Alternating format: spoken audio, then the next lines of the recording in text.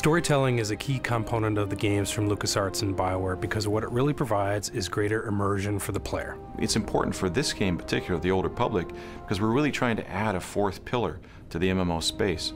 And the way we're doing that is through incredible characters you get to interact with and story with consequences that really affect the world around you. The story that unfolds is the story you create. You are actually creating your own personal Star Wars saga.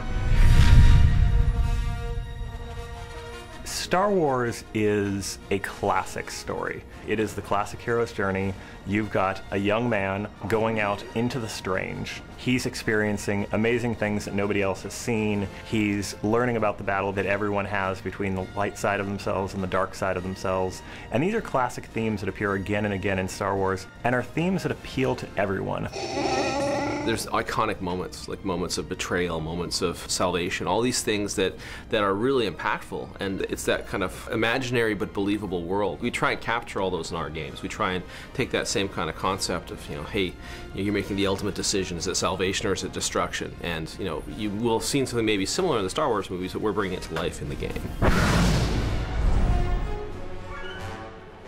The story timeline in the Old Republic takes place hundreds of years after KOTOR, but still thousands of years before the era of the rise of Darth Vader in the movies, which everyone knows.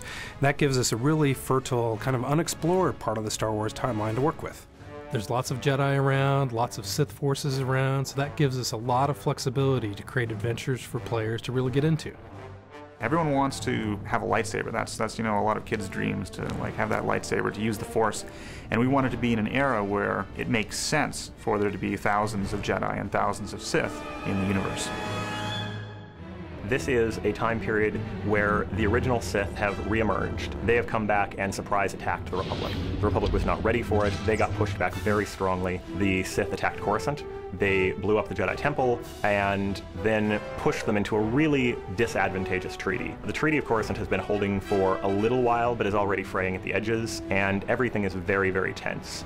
We are not talking Cold War, we are talking constant border and skirmish war when the game begins that is only holding because nobody is quite ready to say, okay, let's throw the entire galaxy back into conflict again.